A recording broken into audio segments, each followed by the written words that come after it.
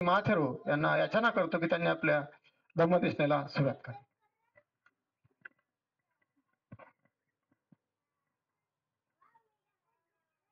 महान कारुणिक अरहंत सम्यक संबुद्ध आणि सुव्याख्यात केलेला सद्धम्मातीत पवित्र जीवन व्यतीत करणारा भगवंताचा पवित्र भिक्खू संघ श्रावक संघ या त्रिरत्नाला वंदन करतो. बोधिसत्व परमपूज्य डॉक्टर बाबासाहेब आंबेडकर यांच्या धार्मिक चळवळीमध्ये शेवटचा श्वास असेपर्यंत समर्पण. आजची ज्येष्ठ पौर्णिमा आहे.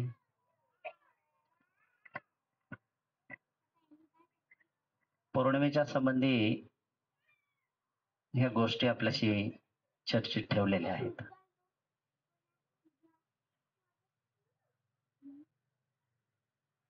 पौर्णिमा तर हे आपल्याला आपल्या चित्ताला उजू करण्यासाठी आहे, सरळ करण्यासाठी आहे.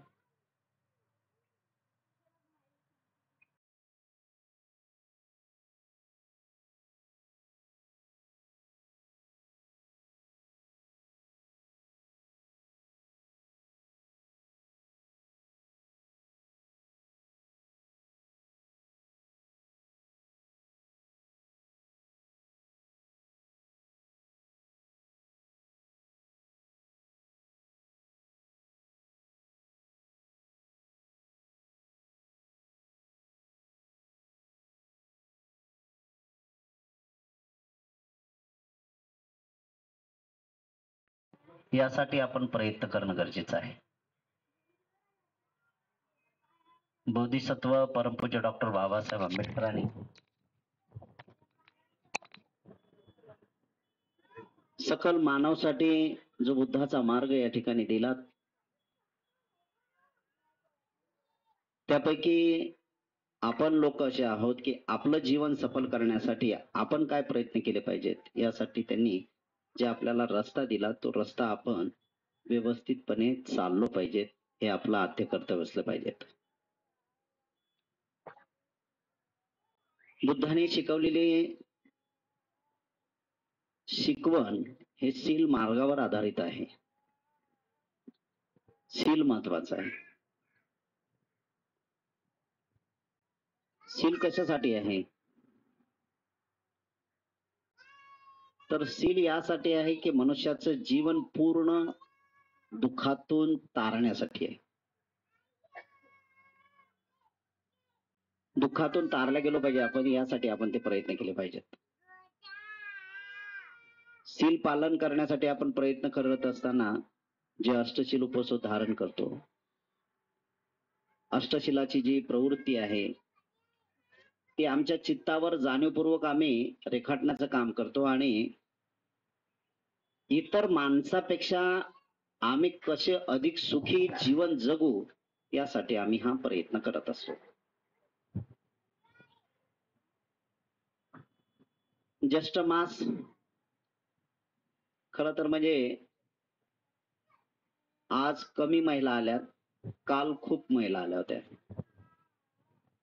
आज कमी वाहन आले, काल जास्त आले होते. आणि मला असं वाटते की ज्येष्ठ पौर्णिमेच्या निमित्तानं हाच मोठा गोंधळ होत चालला आपला. कारण काही लोक काय करतात की अजूनही आमच्यात तो संभ्रम आहे की बाबा काल तर 10 वाजता पौर्णिमा सुरू झाली, मग आजचीच पौर्णिमा. आपण इथून वारंवार सांगत असतो की शेवटचा दिवस जो आहे तो परिपूर्णताचा जो दिवस आहे, 15वा दिवस आहे, तो पौर्णिमेचा दिवस आपण साजरा करत असतो. हालाकी नवीन नवीन लोक येतात. काल बहुतेक जवळजवळ 250-300 लोक येऊन गेलेत, महिला आल्यात. आता त्यांची कमी भर झाली म्हणून तुम्ही एवढ्या शिल्लक राहिलेल्या आहेत है ना. ते तर कालच येऊन गेल्यात त्या. हे एक तेवढंच आहे की कालच्या महिलांचा एक जो कालचा भाग जर बघितला आपण तर तो हा एक आहे की काल त्यांना वट सावित्री करायची नव्हती. याचा अर्थ तुम्ही वट सावित्री यातले आहेत का असा एक प्रश्न उपस्थित होईल. तुम्ही नाही त्यातले, आणि असतील तर असतील ते तुमचा तुम्हाला भाग माहित, बरोबर का नाही. भगवंताच्या या तत्वाला तोडून मोडून सगळं विस्कटून टाकलेलं आहे. या संस्कृतीला पार बदलून टाकलेलं आहे लोकांनी.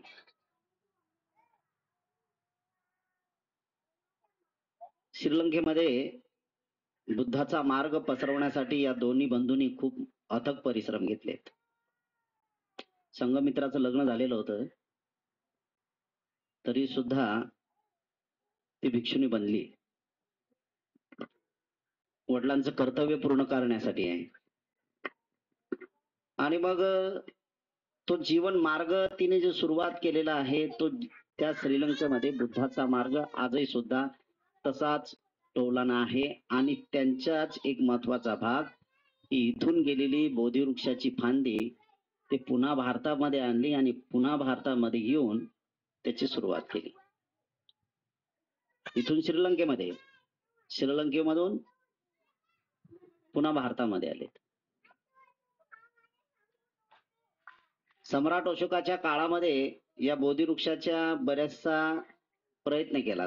कुणालच्या सावत्र आईने, तसं सम्राट अशोकाला 3 पत्न्या मुख्यतः होत्या. आणि त्यातला एक भाग जो बघितला तर त्या बोधिवृक्षाला नांगरून काढलं, जाळून काढलं, तरी तो तिथे उभा राहिलेला आहे. आपण तसे बघतो की आपण जर बोधिवृक्ष कापून काढला, त्याचे काही जर थोडेसे मुळं राहिले की पुन्हा ते उत्पन्न होतातच, कारण ते गहिराईपर्यंत गेलेले असतात. त्याची ते दृढ श्रद्धा होती भगवंताच्या प्रती, जे खूप श्रद्धा होती, ते पूर्णत्वाला नेण्यासाठी ह्या गोष्टी केल्या गेलेल्या आहेत. सम्राट अशोक हा पत्नीपेक्षा जास्त बुद्धगयाला जास्त मान्यता देत होता. पत्नीने त्याला काबूत करण्याचा प्रयत्न केला, तरी सुद्धा ते गोष्ट काही शक्य झाली नाही. आणि म्हणूनच तिचा तो रोष पूर्ण करण्यासाठी तिने तो बोधिवृक्ष नष्टानाबूत करण्याचं काम केलेलं आहे. तो एक भाग बघितला आपण तर ते एक बोधिवृक्षाची इथून फांदी नंतर गेल्यानंतर तिथून आणणे आणि तो पुन्हा इथं रोपण करणे आणि त्याच बोधिवृक्षाची फांदी आपल्यालाही सुद्धा मिळणे किंवा त्यातलं रोपटा आपल्यासाठी मिळणे, हे आपल्यासाठी सुद्धा अकोलेकरांसाठी सुद्धा खूप मोठं भाग्यवानची गोष्ट आहे. भाग्यवान आपण लोक आहोत. शील महत्वाचं असते की त्या शीलाच्या अनुसरणानेच आपण दुःखाला मुक्त करू शकतो. शीलातूनच आपण पार होऊ शकतो. भगवान अनंत सम्यक संबंधांनी हे जी शिकवण शिकवली त्यातला एक भाग महत्वाचा की काही लोक जे शीलाचा धागा किंवा ह्या सगळ्या गोष्टी करताना दिसतात, ज्येष्ठ पौर्णिमेला हे जर केलं तर त्या लोकांनी, श्रीलंकन लोकांनी बोधिवृक्षाला जे धागा बांधणे किंवा शिलाचं रक्षण करण्यासाठी ह्या सगळ्या गोष्टी करणे, लोक मोठ्या प्रमाणात येणे, त्या बोधिवृक्षाची पूजा अर्चा करणे,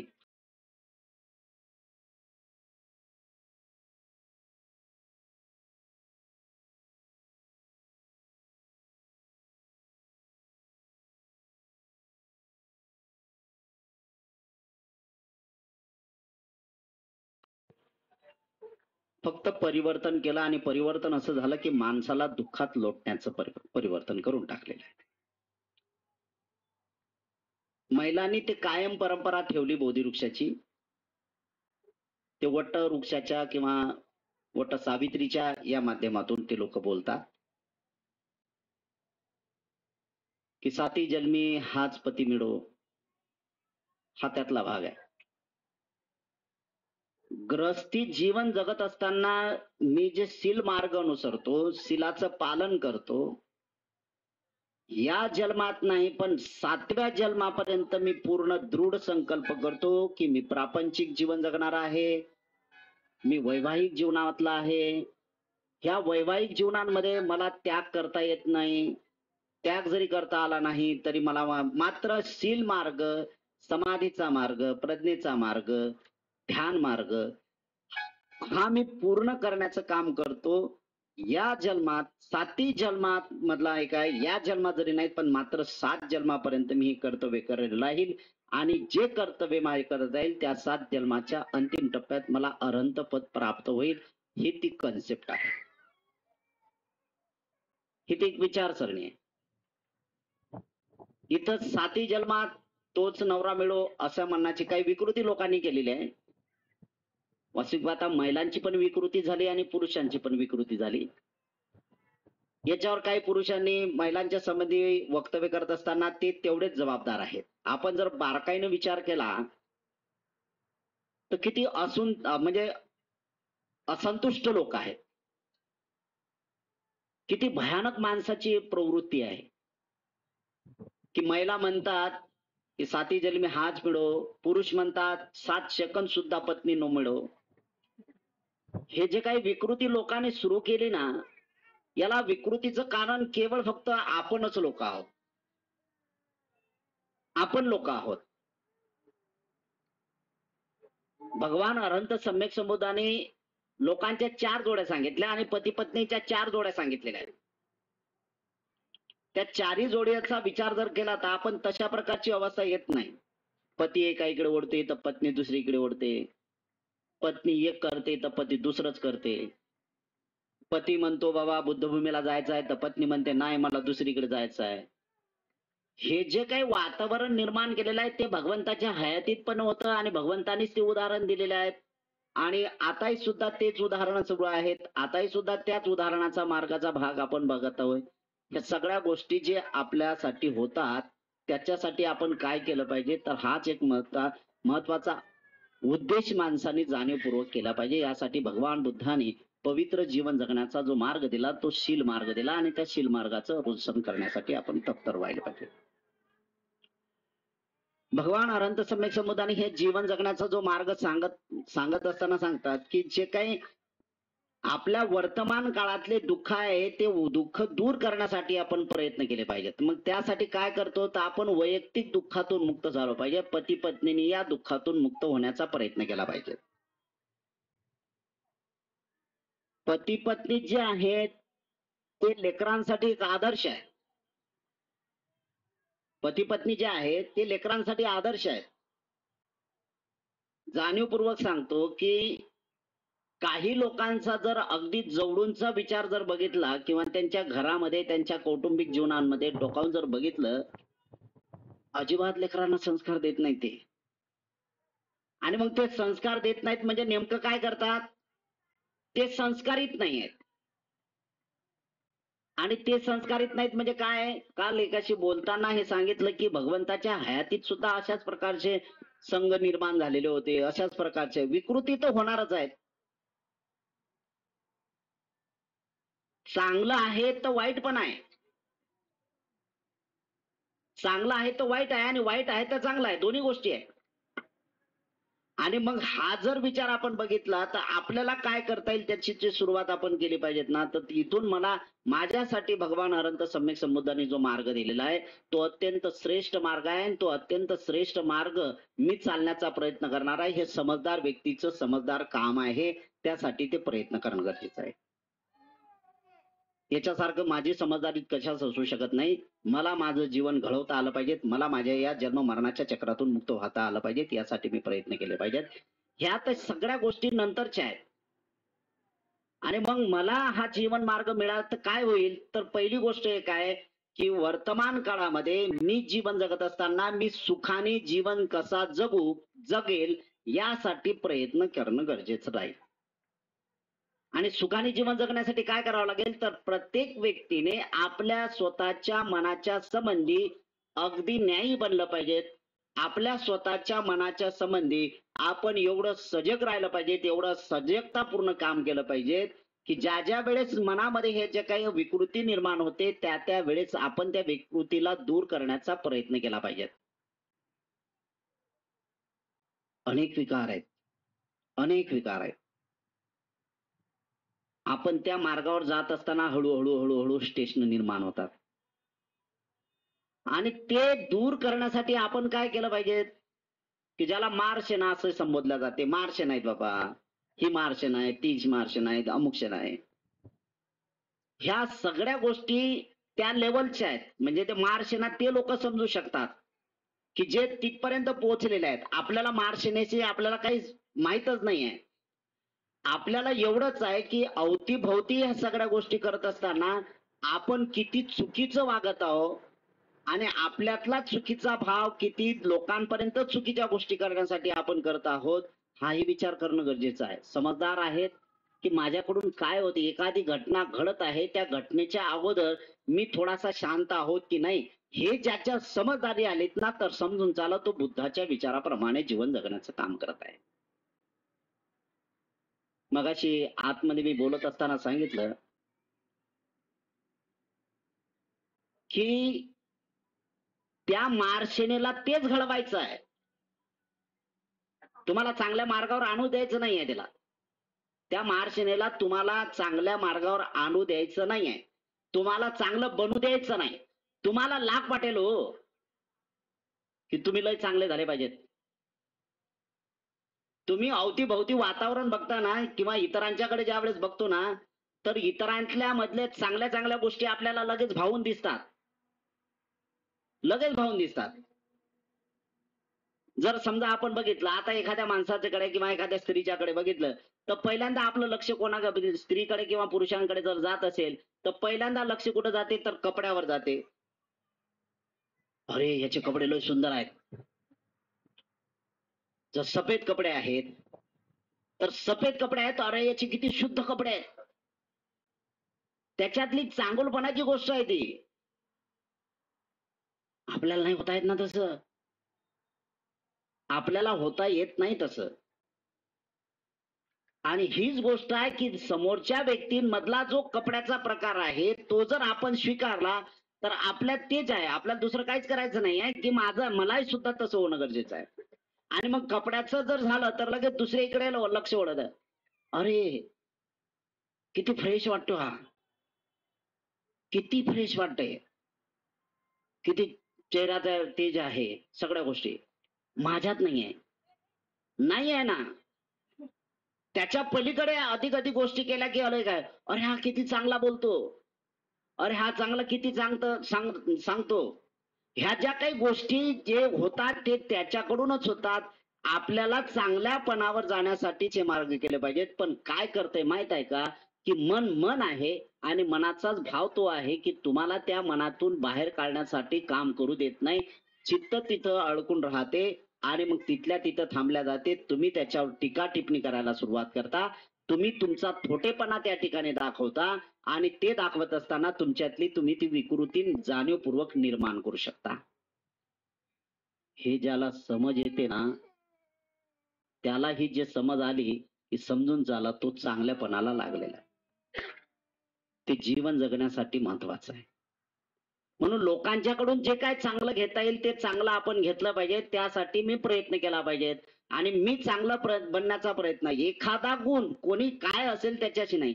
आणि मग नेमकं काय होतंय की लोकांचा एक स्वभाव झालेला आहे आणि तो लोकांचा म्हणजे माझा एक स्वभाव असा झाला, वैयक्तिक स्वतःच्या जीवनाला बोलायचं आपण आता, माझा एक विचार असा झाला किंवा माझा एक स्वभाव असा झाला की मला विकृतीच्या शिवाय चांगलं काही करता येत नाही. मला काय करता येतं चांगलं, काहीच करता येत नाही चांगलं. समजा एक दुसरी गोष्ट, आता इथं सगळेजण जेवण केलेत, ज्याने ज्याने घरून जेवण आणले त्यांनी केलेत, काही लोकांनी पत्रवाळ्या आणल्यात सगळ्यात. मी वारंवार सांगतो की इथेच चांगलं आहे, तुम्हीच लोक येत नाही आहे. ते तुम्ही जर आदल्या मधल्या काळात जर आलात ना, तर आदल्या मधल्या काळात येत असताना तुम्हाला लक्षात येईल की इथं अनेक धर्मातले लोक येऊन जातात. पण ज्यावेळेस इथं बसले का नाही, इथं बसल्यानंतर त्यांना जे समाधान वाटते, त्यांना इथं जे चांगलं वाटते, ते चांगलं वाटल्यानंतर त्यांना वाटते. पण ज्यावेळेस ते आजूबाजूला अवतीभोवती बघतात ना, तर तुम्ही केलेल्या लोकांनी जी घाण आहे ते त्यांच्या नजरेत येते आणि सांगतात आणि त्यांचा तो विचार सुरू होतो, अहो इथं लय चांगलं आहे, इथं वातावरण खूप चांगलं आहे, पण काय यांचा समाज तसा आहे. वास्तविक पाहता तुम्ही सहज खाल्लं आणि टाकून दिलं ते. तुम्हाला असं वाटतं की हे हा चिटोरा आहे, हा कागद आहे, हे पत्रवाडी आहे, हे एवढी इथंच आहे बघा. पण तुम्हाला असं कधी वाटलं नाही की माझं तर मी उचलतो मी इतरांची घाण साफ करायचं काम केलंय. ज्यावेळेस इतरांची घाण साफ करण्याची ज्यावेळेस समजदारी येते त्यावेळेस बुद्ध मार्गाने सुरुवात होतो. बुद्ध हे सांगतात बुद्धाने काय केलं? बुद्धाने दुसरं काहीच काम केलेलं नाही. बुद्धाने फक्त घाण साफ करण्याचं काम केलेलं आहे. ते मानसिक असेल, शारीरिक असेल, सामाजिक असेल, हे सगळे घाण दूर करण्याचं काम केलंय. अलीकडच्या काळामध्ये 21व्या युगातल्या संत गाडगे महाराजांच्या उदाहरणातला भाग जर आपण बघितला तर त्यांनी लोकांनी केलेली घाण स्वतः साफ केलेली आहे. आज म्हणूनच ते आज एवढ्या उंच पदस्थ आहेत. आज म्हणूनच त्यांचं स्मरण होते. ह्या सगळ्यात गोष्टी महत्वाच्या होतात की आपण काय केलं पाहिजे. तुम्ही स्टँडर्ड आहात त्यामुळे काही प्रश्नच नाहीये. तुम्ही चांगले कपडे घातलेले आहेत, चांगल्या गोष्टी केलेल्या आहेत, सगळं आहे. पण तेवढी विकृती ठेवून गेलात तुम्ही.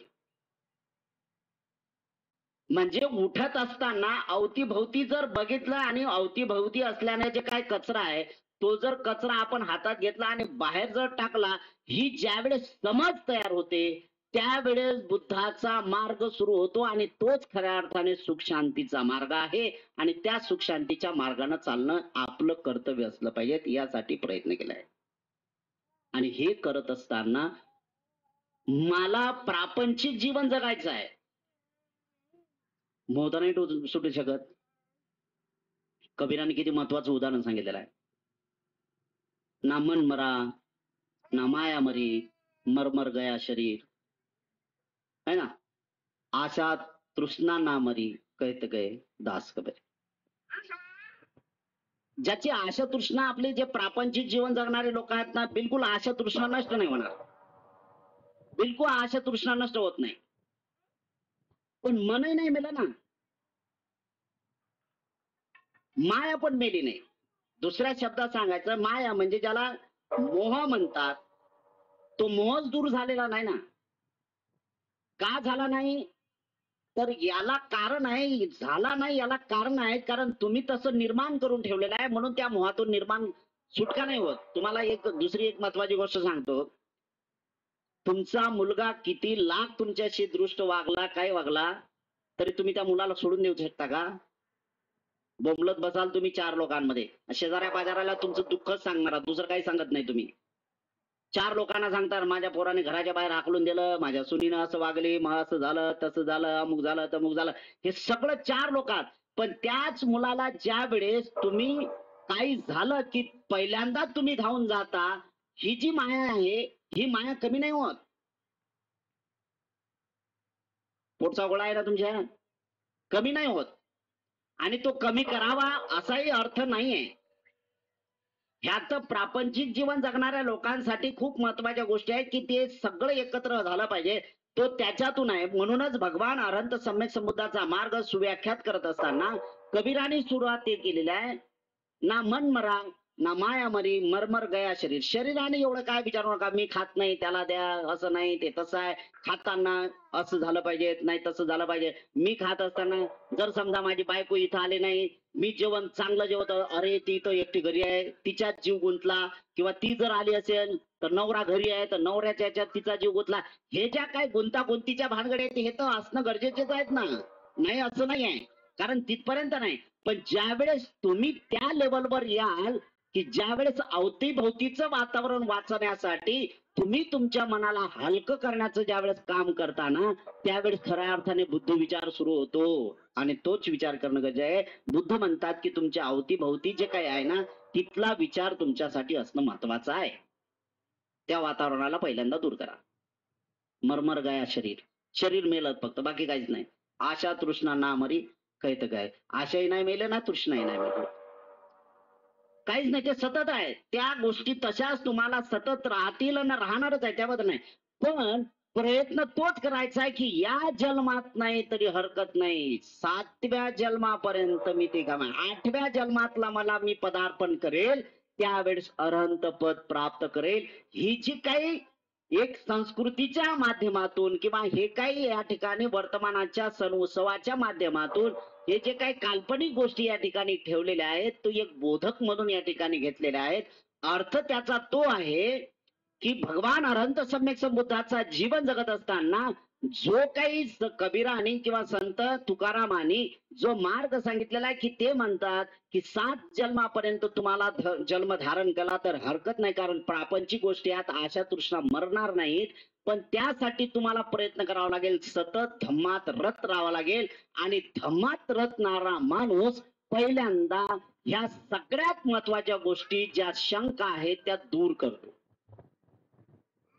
शंका, डाऊट, विचिकित्सा ह्या ज्या महत्वाच्या आहेत ना, हे आपल्याला दूर घालावं लागतील. जीवन जगायचं पहिला डाऊट क्लिअर करून टाका तुमचे. डाऊट म्हणजे कुठला आहे? याच्यावर शंका घेतली, त्याच्यावर शंका घेतली, हे तर विकृती आहे हो मनाची. बौद्ध धर्मातली शंका वेगळी आहे. डाऊट शंका आहे. कुठली डाऊट आहे? की ज्या मार्गाने मी चालत आहोत त्या मार्गाच्या प्रती साशंक असणे. हा मार्ग तिथपर्यंत घेऊन जातो की नाही जात याची साशंका आहे, याच्यावर डाऊट आहे. त्याच्यानंतरचं काम सुरू होते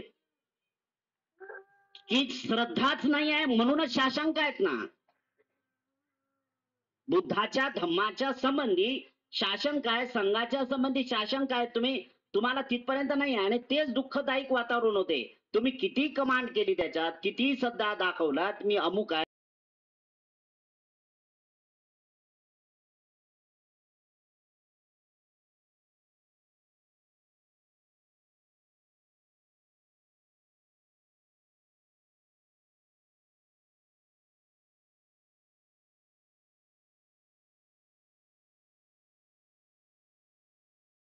तुम्ही काय करत असाल. मग त्याच्यासाठी भगवान अनंत सम्यक संबुद्धाने काय केलं की एक सोप्या सोपी जीवन जगण्याचा मार्ग केला. त्याही काळात दिला आणि याही काळात सुद्धा आहे. आदरणीय गोयंका गुरुजींच्या माध्यमातूनही सुद्धा ती एक महत्वाची वाटचाल त्यांनी सुरुवात केली की बाबा वर्तमान काळामध्ये काय करू शकत ना, ज्या ज्या वेळेस डाऊट येते, म्हणजे ज्या ज्या वेळेस दुःख निर्माण होते ना, तर दुःख निर्माण होत असताना त्या दुःखाला फक्त बघा, बघितल्यानंतर त्याची तीव्रता कमी होईल, दुःख कमी नाही होत, तीव्रता कमी होईल, दुःख कमी होत नाही. आणि जर तुमचं दुःख कमी झालं असतं तर अंत झाले असते ना तुम्ही. मग काय करताय, काही लोकांना सवया लागल्यात. काय सवय लागल्यात? खट्टी काढायची आणि मलम लावायचा, खट्टी काढायची मलम लावायचा, खट्टी काढायची मलम लावायचा. या भाषेत सांगतो मी तुम्हाला, म्हणजे समजेल तुम्हाला. मग काय करतो आपण? दुःख निर्माण करायचं. दुःख निर्माण झालं की लगेच मग बसलं की लगेच लावला मलम, बस बरं झालं. अरे राजा, नाही होत रे, नाही होत त्याच्यातून मुक्तता. यासाठी जे पहिल्यांदा काम करावं लागेल, तर पहिलं एक महत्वाचं आहे की तुझी श्रद्धा प्रबल करावा लागेल. आणि मग श्रद्धा प्रबल करावं लागत असेल तर तुला दृढ संकल्प करावं लागतील. आणि ते दृढ संकल्प एवढे तुला करावं लागतील की काही झालं तरी मी कुठल्याच गोष्टीचा साशंक राहणार नाही. यासाठी मी श्रद्धावान बनेल. आणि श्रद्धावानाचं पहिल्यांदा लक्षण ते असू शकते की त्याचा शील मार्ग सुरू होतो. मागं मी बोलत असताना एक गोष्ट म्हणलं, काय काय लोकांना शिला जबाब देईन, मी लय शिलवान आहोत. कायच्या पत्राचा शिलवान आहेस रे? शिलवान आहेस म्हणजे काय केलं तू? कोणासाठी करतो?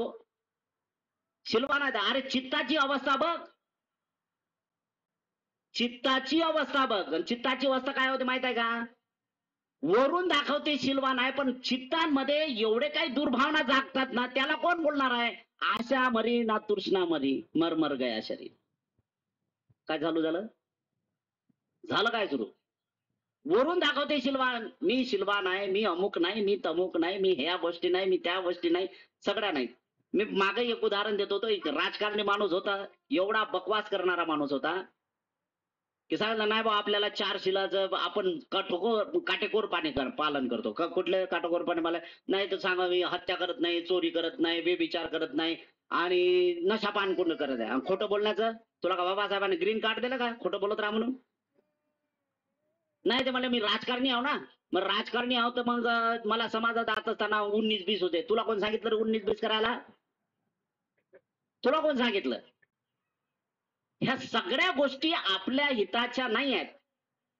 सामाजिक जीवनाच्या संबंधी ज्यावेळेस एकत्र येतो त्यावेळेस पहिल्यांदा आपण आपल्या मनावर कृतज्ञता व्यक्त केली पाहिजे.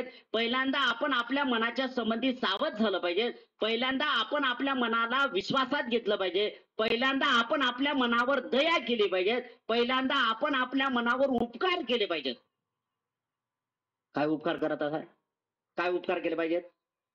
उपकार हे केले पाहिजेत की जर तुमच्या चित्तामध्ये वाईट दुर्भावना जागृत झाल्यानंतर त्या क्षणी थांबा आणि सांगा की माझ्या चित्तामध्ये दुर्भावना उत्पन्न झाल्या.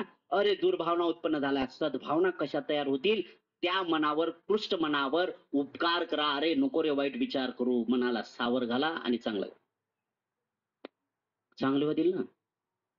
आणि हाच परंपरेतला भाग भगवान अनंत सम्यक संबुद्धांनी शिकवलेला आहे.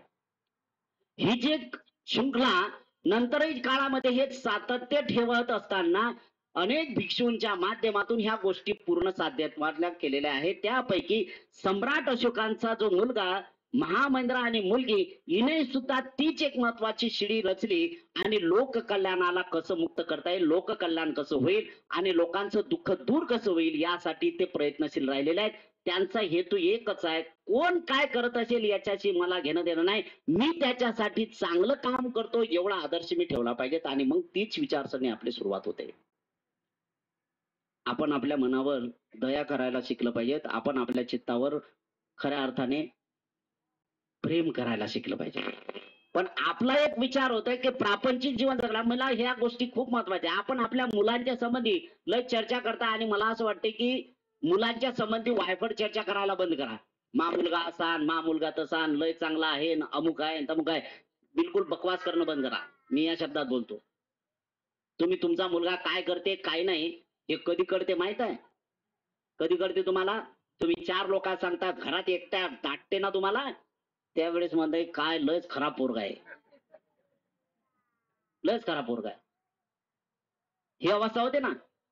पण समाजामध्ये एक हे जे काय आपण पांघुर्ण केलंय ना, अंगावर टाकलंय ना की मी लय चांगला आहे. तुम्ही चांगले आहात का वाईट आहे काय नाही, तुम्ही जसे आहात तसेच ठेवा. फक्त एक आहे की अंतर्मनाचा भाव बदलण्यासाठी तुम्ही प्रयत्नशील राहिलं पाहिजेत. यासाठी उपसताचा कार्यक्रम हा संपन्न असला पाहिजे. म्हणून सदैव आपण चित्ताला निर्मळ करण्याचं काम करा. मरेपर्यंत, मेल्यानंतर हे सुद्धा तुमचे जे कर्म आहेत ते कर्म तसेच कायम ठेवल्या जात असतात. तुकोबा रायने ह्या सगळ्या गोष्टी महत्वाच्या मला ठेविले अनंती तैशीची रावे चित्ते असुदावे समाधान. त्याचा अर्थ त्यांनी महत्वाचा आहे. ज्याला ज्याला जसं जसा अर्थ घ्यायचा आहे ते घेते. यांनी सांगितलं की शरीराचा जो ढाचा आहे तो ढाचा जसाचा तसाच आहे. यातलं जे चित्त आहे ते चित्त वायफळ आहे. चित्त एवढं बदमाश चित्त आहे ना, या चित्ताला दूर करण्यासाठी आपण काय प्रयत्न केले पाहिजे, त्यासाठी प्रयत्नशील असलं पाहिजे. आणि मग चित्तामध्ये ज्या ज्या वाईट गोष्टी उत्पन्न होतात, ज्या ज्या वेळेस चित्त हे भ्रमित होते आणि ज्या ज्या वेळेस चित्त भ्रमित झालं तर या चित्ताला दूर करण्यासाठी आपण पहिल्यांदा आपल्या मनावर दया करायला शिकलं पाहिजे. आपल्या मनावर न्याय ध्यान करण्याचं काम केलं पाहिजे. मी माझ्या मनावर दया करतो, मी माझ्यावर न्याय करतो आणि तो न्याय निवाडा मनाच्या संबंधी झाला पाहिजे. म्हणून कधीही चर्चा करत असताना स्वतःच्या मनाशी चर्चा करायला शिकलं पाहिजे, इतर लोकांशी नाही. आणि एखाद्या व्यक्तीनं तुम्हाला जर अशा प्रकारचं वक्तव्य बोलायला सुरुवात केली त्यावेळेस तुम्ही तुमच्या रिव्हर्स गिअर मारायला लागतात आणि मग म्हणतात अरे या लोकांना माहित झालं मी कसं आहे, मग अधिक चांगलं बनवल्याला दाखवता. पण चांगलं बनत नाही.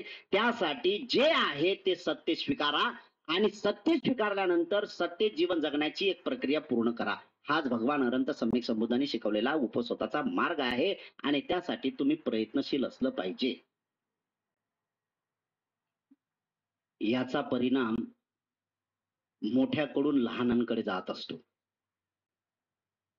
मोठ्याकडून लहानांकडे आदर्श जात होतो. त्यापेक्षा जास्त महत्वाचं आहे की माता पित्यांचे गुण हे लेकरांमध्ये लवकर येतात, लय लवकर येतात. आणि आताच्या काळामध्ये काही काही लोक जे बोलतात ना की आताच्या काळामध्ये ह्या सगळ्या गोष्टी करत असताना आपण बघतो की लेकर आमचे 14-14 वर्षाचे लेकर ज्यावेळेस वाह्यात चाललेत ना, याला कारण कोण, जबाबदार कोण? तर मी जाणीवपूर्वक सांगतो याला जबाबदार केवळ फक्त माता पिता आहेत. म्हणजे ज्या वेळेस माता पित्यांनी त्यांच्यावर संस्कार करायला पाहिजेत ते संस्कार करत नाही आहेत. संस्कार नाही करत आहे. वल्गना फार मोठे आहेत. माझा मुलगा माझी मुलगी अमुक आहे तमुक आहे असं आहे तसं आहे ह्या वल्गना सुरू आहेत. पण त्याला चांगल्या जीवनात वळवण्यासाठी चांगलं जीवन लावण्यासाठी तुम्ही काय प्रयत्न करता त्यासाठी माता पित्याने चांगलं होणं गरजेचं आहे. आणि म्हणून मी म्हणतो की ज्या वेळेस दोघंही पती पत्नी नाही, एकाचं काम नाहीये हे, एकाचं काम नाहीये. नवरा इथं आहे आणि बायको घरी आहे. तुम्ही झाले सगळं काय चांगलं, लय चांगलं आहे, लय चांगलं आहे. अरे लय चांगलं नाही, तुम्ही ऐकलं, त्या माऊलींना नाही ऐकलं काही. आणि माऊलीनं ऐकल्यानंतर ती सुद्धा जर दोघे आले तर दोघे जात असताना चर्चा करतात आणि थोडस जे काय असेल ना ते एकमेकाला विचारतात, खरंच आहे का खोटं आहे हे. ज्यावेळेस चर्चा होत असताना जाईनपर्यंत त्यावेळेस परिशुद्धता होत असते. म्हणून दोघांचाही मार्ग तो असला पाहिजे की दोघांनी या ठिकाणी येणं गरजेचं आहे. आणि दोघे जर आले तर त्याचा परिणाम लाभदायक होतं. आणि बौद्ध धर्मामध्ये ह्या सर्व गोष्टीला दोघांनी सुद्धा सुरुवात करणं गरजेचं आहे. याच्यातला एक महत्वाचा आदर्श म्हणून राजा प्रसेनजित आणि त्याची पत्नी, किती महत्वाचं उदाहरण आहे ते. हे राजा आणि राणी एवढं आदर्श जीवन आहे या दोघांचं की जर प्रवचनाला गेला की त्याची पत्नी सोबत असायची, किंवा पत्नीला वाटलं की आज भगवंताची चर्चा करायची आहे तर राजाही सुद्धा येत होता. म्हणजे ह्या ज्या चर्चा आहेत धम्मामध्ये पारंगत होत असताना दोघंही एकमेकाला पूरक होत असतात. पण प्रश्न आमचा असा झाला की आम्ही घरी ठेवतो एकाला आणि आम्ही येतो इथं आणि मग चर्चा. मी लय चांगलं ऐकलं, मग काय परिणाम होते याचा माहित आहे तुम्हाला? याचा सरळ परिणाम होते, घरची बाई काय म्हणते, शहाणपणा शिकू नका, माहित आहे तुम्ही काय ऐकलं तिकडे. घरचं कोण पाहिजे? आता तिचं काही चुकलं का? अजिबात चुकलेलं नाही, काही चुकलेलं नाही. मग हा म्हणजे एवढं चांगलं ऐकलं मी, एवढं चांगलं बोलायचा प्रयत्न, अरे आताच बोलायचा प्रयत्न नाही ना राजा, हे आता थोडी होईल. याला तर क्रमाक्रमानं बदलावं लागेल ना, एकाच वेळेत बदल होत नाही. मग हे आपण काय करतो की बाबा भंतीजीने किंवा इथं प्रवचनाच्या माध्यमातून अमुक भंतीजीने असं उदाहरण दिलं की ते डायरेक्ट म्हणते ते उदाहरण ते भंतीजी ते बुद्धभूमी, तुम्ही तिकडे मला शहाणपणा नाही शिकवता, माझं घरातलं मला काम करू द्या. जीवनसाथी नाही निवडला तुम्ही योग्य, बिलकुल नाहीये, बिलकुल जीवनसाथी व्यवस्थित नाही आहे. कारण तुम्ही एकाकडे अशा प्रकारचं वक्तव्य करता आणि घरातले लोक असं बोलतात, तर समजून चाला तुम्ही वरवर वाटत असणाऱ्या गोष्टी आहे, पण आंतरिक दुःखाचा पाझर तुमच्यात फुटलेला आहे. तो कधी जागा करेल आणि कधी प्रवाहित होईल याचं सांगता येत नाही. यासाठी तुम्हाला प्रयत्न करायचा आहे. आणि म्हणून म्हणतो की बुद्धाचा मार्ग जर अनुसरायचा असेल तर दोघे पती पत्नीने अनुसरणं हे अत्यंत लाभदायक आहे. याचा परिणाम काय होईल मग? याचा परिणाम काय होते? याचा डायरेक्ट परिणाम आपल्या संतांवर होते, आपल्या लेकरांवर होतो. आणि लेकरावर परिणाम झाला की मग त्याचा परिणाम सुरू होईल. काय होईल परिणाम? लेकरं चांगले बनतील, होतील ना चांगले परिणाम. आणि मग लेकरावर परिणाम चांगला झाला की लेकरं काय होतील? तर आताच्या काळामध्ये काय कधी कधी लेकरं आता हळूहळू थोडी आपल्या कानावर चर्चा देतात. आता अरे एवढा चांगला होता, एवढा चांगला माणूस आहे, एवढा आहे, अरे असं झालं तसं झालं, थोडी दारू प्यायला लागला. किती भयानक दुःख आहे. अरे मी चांगल्या ठिकाणी, मी अमुक, मी असा, माझा पोरगा असा या मार्गात लागला. किती भयानक दुःख आहे. दुःखाचे पाझरच आहेत नाही, त्याला जबाबदार कोणीच नाही. तुमचा मुलगा पितो किंवा तुमची मुलगी वाईट मार्गाला गेली, तिचा किंवा त्याचा दोष नाहीये. जबाबदार तेवढे तुम्ही आहात. आणि मग जबाबदार तेवढे तुम्ही आता याच्यासाठी काय करू शकता? समजा आता दारू पिणारा जर तुमचा मुलगा तुमचा आतापर्यंत दारू पित नव्हता, आता जर थोडे एखाद्या हप्त्यातून म्हणा किंवा बाय चान्स म्हणा प्यायला सुरुवात केली तर दुःख किती होईल तुम्हाला? भयानक दुःख होईल. याला जबाबदार तुम्ही तर आहात. पण त्याला काय करू शकता तुम्ही? बदलू शकाल? त्याला म्हणू शकाल? त्याला बोलू शकाल? त्याला मारू शकाल? काहीच करू शकत नाही. आणि मग काहीच करू शकत नाही ज्यावेळेस आपण काहीच करू शकत नसतो त्यावेळेस फक्त आणि फक्त दुःख शिल्लक राहत असते. म्हणून यासाठी दुःख उत्पन्नच होऊ नये यासाठी समजदार व्यक्तीचं कर्तव्य आहे की मी माझ्या मार्गाने चालण्याचं काम केलं पाहिजे. आणि ज्यावेळेस माता पिता चांगल्या मार्गाने लागतात त्यावेळेस रिझल्ट चांगला येतो. पण काही लोक शहाणपणाच्या गोष्टी शिकतात. म्हणतात माहित आहे, अरे अमुक असे होते आणि त्यांचा मुलगा कसा झाला, अरे अमुक असा होता त्याचा मुलगा कसा झाला, ते आम्हाला काही शिकवू नका, एवढे तर धार्मिक होते. मग त्याच्याशी घेणं नाही, त्यांच्या कर्माचा भाग तो आहे, त्यांच्या कर्मातला भाग आहे. पण मला एक आहे की माझ्या याच्यात म्हणून तुकोबार आहे. आणि दुसरा एक महत्वाचा आहे, कळली या वळण सकळ इंद्रियाची. मी ज्या वेळेस माझ्या लेकरांना वळण पाळण्यासाठी प्रयत्न केले पाहिजे होते, त्यावेळेस ती माती पाहिजे, चिखल पाहिजे, ते वळवण्याची माती पाहिजे, ज्या मातीतून जे बनवता येईल त्यावेळेस ते काय कर्तव्य केलं पाहिजे. पण काय करतो आपण माहित आहे का, ज्या वेळेस ते माती असते तेवढे आपला सगळ्या कोणाचा दोघही नवरा बायकोचा होश आपला उडलेला असतो. आणि दोघही नवरा बायकोचा होश उडला तर एकच काम असते, कमाई करा, कमाई करा, कमाई करा. दूर लेकर गेले तुम्हाला कळलंच नाही. ज्या ज्या पद्धतीत करायचं आहे त्या त्यात आहेत, त्याबद्दल काही प्रश्नच नाहीये. धार्मिकता अंगच नाही आहे ना आपलं, त्यामुळे ह्या सगळ्या गोष्टी आपण निरंतर हे करतो. पण ज्या गोष्टी होताना दिसतात, मग काय करायचं, काय कमावलं, मजुरी असेल तर मजुरी केली. मजुरी करता करता एवढी मजुरी केली की जे जे तुम्हाला त्या लोकांमधला जे जे तुम्हाला चांगलं दिसलं त्या लोकांपेक्षा तुम्ही चांगले बनले, हे जरूर चांगलं झालं. पण संतांसाठी तुम्ही काय केलं ना, आणि मग तो एक बोल येतो, तुम्ही माझ्यासाठी काय केलं. हे ते लेकरं बोलतात ना आता, काय केलं तुम्ही माझ्यासाठी, माहिती आहे काय केलं. अरे राजा, ज्यावेळेस तुला म्हणजे जे तुझ्यासाठी करायचं होतं त्यावेळेस परिस्थिती ती नव्हती. आज ज्या परिस्थितीत तू आहे, मग अशी ननीर गुरुजीने जे सांगितलं ना की आपल्यावर एवढी बाबासाहेबांची कृपा आहे की आपण आजही सुद्धा सोन्या चांदीच्या ताटामध्ये जेवण करणारे लोक आहोत की नाही. आहेत, खूप लोक आहोत आपण असे. जरी आपण इथे बसला नसेल, पण तुमच्या पद्धतीने तुम्ही तुमच्या अगोदरचा पूर्वीचा काळ बघितला तर एक फूट का मणी काय सोना हा शब्द सुद्धा कानावर पडत नव्हता. आज किती किती 2-2, 4-4, 10-10 लाखाचा अंगावर सोनं आहे महिलांच्या अंगावर. एक एक बांगडी म्हटली ना तर 2-2, 4-4 लाख रुपयाची बांगडी आहे तुमच्या हातात. हे जे उपलब्धी झाली नाही कोणामुळे झाले, बोधिसत्व बाबासाहेब आंबेडकरांच्यामुळे झाली, याबद्दल काही प्रश्नच नाही आहे. मग आताच्या काळामध्ये जे हे कमावण्यासाठी जे काही मायबापांनी ट्रबल केलं, हे जो काही त्रास केला, हे त्या लेकराला माहित नाहीये.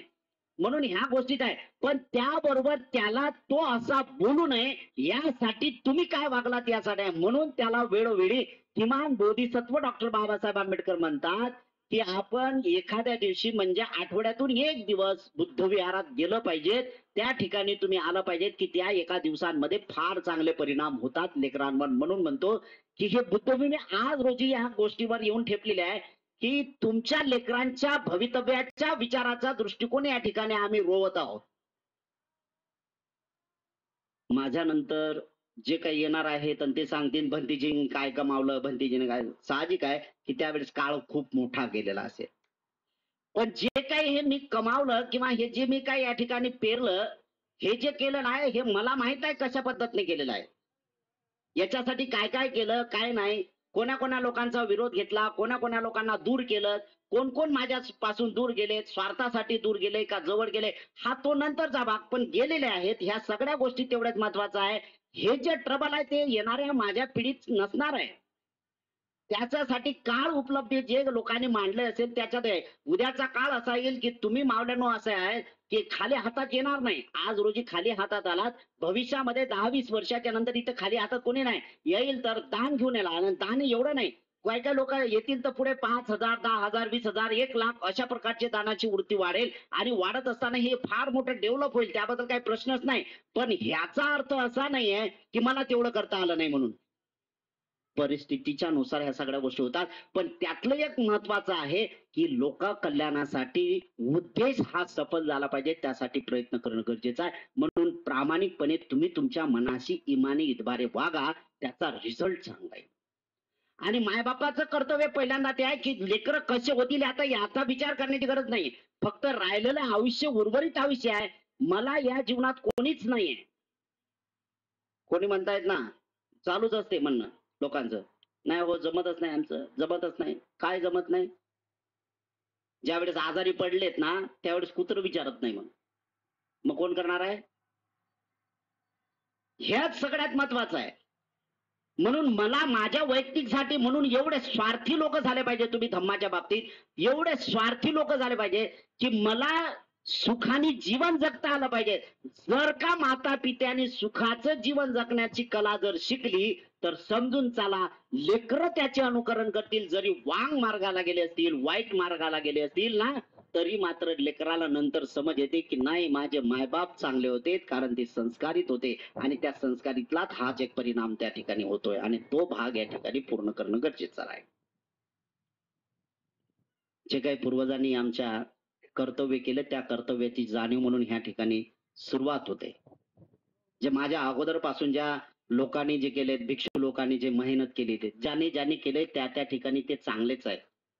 खरं तर अनंत उपकार आहेत त्या भिक्षू लोकांचेही की हे इथपर्यंत चालत आणण्यासाठी मला काही काळ त्रास सहन करावा लागला नाही. माझ्या अगोदरचे जे भिक्षू होऊन गेले असतील तर त्या माझ्या अगोदरच्या भिक्षूंना काय काय त्रास सहन केला मला माहित नाहीये. पण नक्कीच दिसते की किती भयानक परिस्थिती होती त्याच्यातून जे स्थिरावले ते आतापर्यंत आहे आणि त्याच्यातून जे काही झिरपत आलं ना ते माझ्यापर्यंत आहे. माझ्यातले जे काही झिरपणार आहेत ते नंतर उदयास येईल. हा जो भाग महत्वाचा आहे तो आपण या ठिकाणी निर्माण करायचा आहे. पण जे आपण आपल्या मनाशी इमाने इतबारे ठेवणे, आपण आपल्या मनाशी न्यायी करणे, आपल्या मनावर आपण दया करणे, आपल्या मनावर आपण उपकार करणे आणि आपण आपल्या मनावर उपकार करायला शिकलो की समजून चाला सगळ्या लोकांचं चांगलं होते आणि सगळे लोक चांगले दिसायला सुरुवात होतात. फक्त एक आहे की तुमच्या मनातले डाऊट जे आहेत, तुमच्या मनातल्या ज्या शंका आहेत त्या शंका आहेत ते दूर करण्यासाठी प्रयत्न केले. कारण मरण हे लवकर जवळ आलेलं आहे माणसाच्या. मरण खूप जवळ आलं. तुम्ही काय करता याला लोक कोणीच विचारत नाहीये. तुम्ही कसं केलं यालाही लोक विचारत नाही. फक्त एक आहे की तुम्ही सुखाने जीवन जगले का नाही, लोकांशी तुमचं बिहेवियर कसं आहे, लोकांशी तुमचा व्यवहार कसा आहे, त्या व्यवहारावर महत्वाचं आहे. आणि तुमचा जर व्यवहार चांगला असला तर समजून चला चांगलं वातावरण निर्माण होते. आणि चांगला व्यवहार निर्माण करण्यासाठी भगवान अनंत सम्यक संबुद्धांनी शिकवलेली शिकवण प्रत्येकाला अंगीकारायची आहे आणि ते स्वतःपासून स्वतःचं कल्याण करणे इतपत योग्यता तुम्ही निर्माण केली पाहिजे. म्हणून हा पौर्णिमेचा दिवस आपल्यासाठी उपवासाचा दिवस. आपण जाणीवपूर्वक उपवासात अष्टशील उपवास ग्रहण करण्याच्या पासून सुरुवात करत असतो.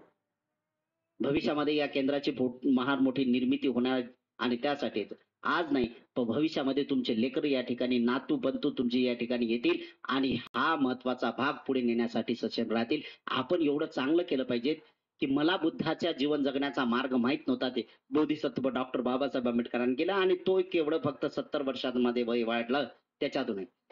पण येणाऱ्या लोकांसाठी जे असतील ना ते 80-100 वर्ष आयुष्य पुढे असणार आहे.